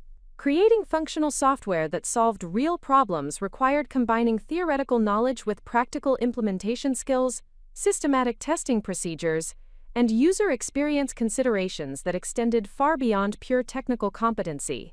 The project provided comprehensive exposure to professional software development practices while demonstrating the potential for technology innovation to create genuine value. Elena's reaction to the accounting application was enthusiastic and practical. The software reduced her data entry time by approximately 60% while providing analytical features that helped her clients understand their financial patterns and make better business decisions. More importantly, her feedback provided insights about user needs and practical requirements that shaped my understanding of effective software design principles. The success of the accounting application led to additional independent projects that expanded my technical capabilities while building a portfolio of practical software solutions. I developed a scheduling optimization system for Marcus's construction business, a client management database for a local medical practice, and an inventory tracking application for a small retail operation. These projects provided opportunities to explore different aspects of software development while building expertise in areas that would become central to my eventual professional specialization. Database design, user interface development, system optimization, and integration challenges became familiar problems that I could approach with growing confidence and technical sophistication. The academic recognition that resulted from these software development projects included recommendations for advanced placement in university computer science programs, scholarships for technology-focused summer institutes, and invitations to participate in competitive programming contests at increasingly prestigious levels. Dr. Foster's mentorship had transformed my competitive disadvantages into distinctive strengths that set me apart from peers with more conventional preparation backgrounds. By the end of my sophomore year, I had established myself as one of the top computer science students at Science and Technology Academy, despite starting with significant preparation disadvantages compared to many classmates. The strategic approach to leveraging mathematical strengths while systematically building programming skills had proven more effective than attempting to compete directly with students who had years of specialized technical preparation. The confidence and technical capabilities I developed during this period provided the foundation for pursuing increasingly ambitious projects and academic opportunities. More importantly, the experience of overcoming competitive disadvantages through strategic thinking and systematic effort established patterns of resilience and innovation that would prove essential throughout my subsequent educational and professional development. The mathematical problem-solving abilities that had initially seemed inadequate for technology competition had become distinctive advantages that enabled me to approach software development challenges with analytical rigor and creative insight that many technically proficient programmers lacked. The integration of mathematical reasoning with practical programming skills created a unique competitive profile that would become increasingly valuable as I advanced to more sophisticated educational and professional environments. The relationships and collaborative skills I developed while working to overcome initial competitive disadvantages also provided essential preparation for future leadership roles and entrepreneurial ventures. Learning to identify complementary strengths in teammates, coordinate complex projects effectively, and leverage individual capabilities to achieve collective success became fundamental skills that would prove crucial when I eventually needed to build and manage professional development teams. The setback that would test every foundation of confidence and determination I had built during my first 2 years at Science and Technology Academy arrived through a rejection letter that fundamentally challenged my understanding of academic merit and competitive positioning. During the spring of my sophomore year, I had applied for the prestigious Microsoft High School Internship Program, a highly selective opportunity that provided exceptional students with professional software development experience and potential pathways to university scholarships and future employment opportunities. The Microsoft internship represented far more than a summer work experience. The program accepted only 12 students nationwide each year, providing them with mentorship from senior software engineers, exposure to cutting-edge technology projects, and comprehensive training in professional development methodologies that typically required years of university education to access. Previous participants had received full scholarships to elite universities and direct employment offers from major technology companies. My application had been comprehensive and strategically prepared with extensive guidance from Dr. Foster, who had connections within the technology industry and understood the selection criteria for competitive programs. The materials included detailed documentation of my independent software projects, academic transcripts that demonstrated exceptional performance in advanced mathematics and computer science coursework, and recommendation letters from faculty members who could attest to my technical capabilities and analytical problem-solving skills. The portfolio component of my application showcased the practical software solutions I had developed for local businesses, including the accounting automation system that had significantly improved efficiency for Elena's bookkeeping clients, and the scheduling optimization application that had enhanced productivity for Marcus's construction operations. These projects demonstrated not only technical competency but also the ability to identify real-world problems and create valuable solutions through systematic software development approaches. Dr. Foster had reviewed my application materials multiple times, providing detailed feedback and suggestions for improvement, while expressing confidence that my qualifications were competitive with the strongest candidates nationally. She had emphasized that my mathematical background and practical software development experience created a distinctive profile that would appeal to program administrators seeking students with exceptional analytical capabilities and entrepreneurial thinking. The interview process had been conducted through video conferencing with a panel of Microsoft engineers and program administrators who asked detailed questions about my technical projects, problem-solving methodologies, and long-term career objectives. I had prepared extensively for these interviews, practicing technical presentations and developing clear explanations of my software development processes that could demonstrate both competency and innovation. The interview sessions had proceeded smoothly, with panel members expressing interest in my mathematical approach to algorithm design and my experience developing practical business applications. They had asked follow-up questions about specific technical decisions I had made during project development, indicating genuine engagement with my work rather than perfunctory review of application materials.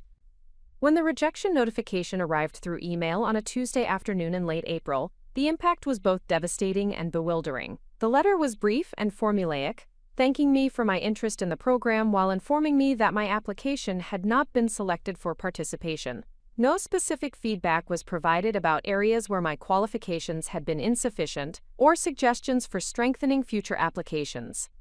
Dr. Foster was equally surprised by the rejection and requested additional information from her contacts within Microsoft about the selection process and criteria that had influenced the final decisions. The informal feedback she received was diplomatically worded, but revealed that program administrators had concerns about my background preparation and social readiness for professional technology environments.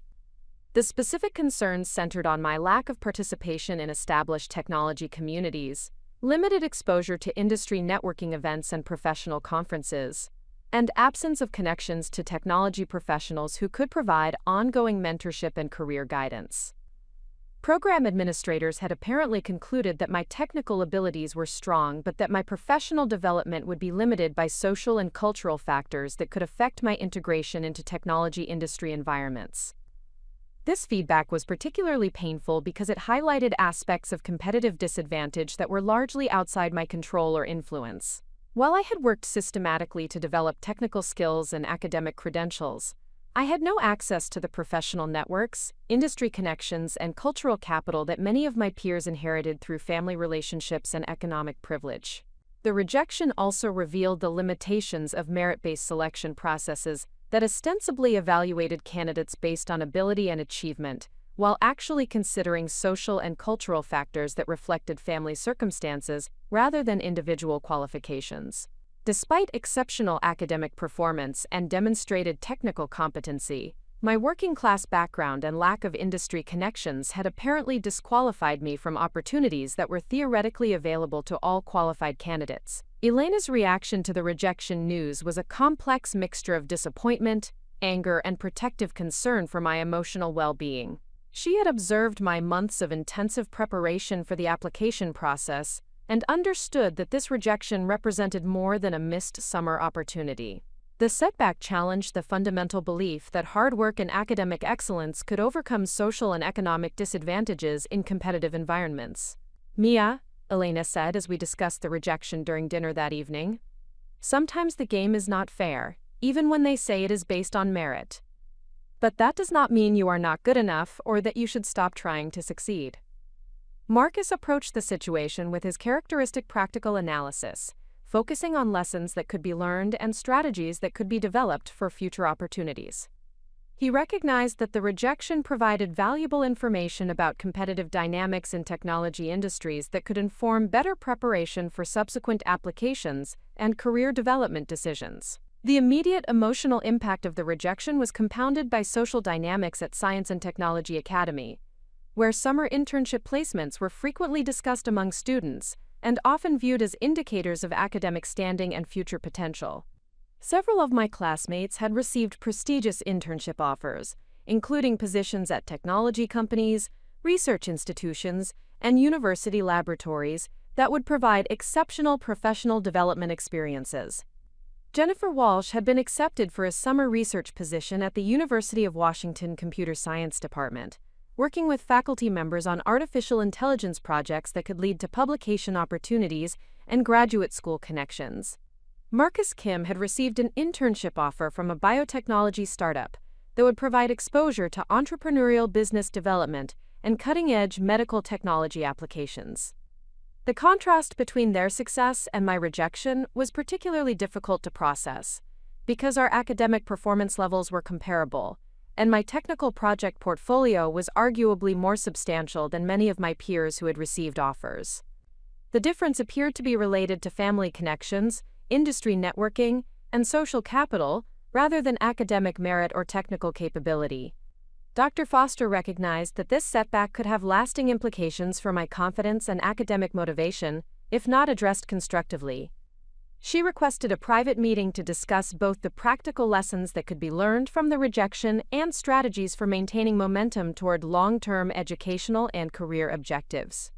"Rachel," Dr. Foster said during our meeting in her office, "this rejection is disappointing and unfair, but it does not reflect the quality of your work or your potential for success in technology fields.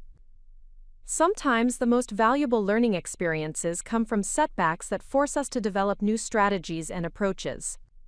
She explained that competitive technology industries often operated according to informal networks and social connections that were not explicitly acknowledged in official selection processes but significantly influenced actual opportunities and career advancement.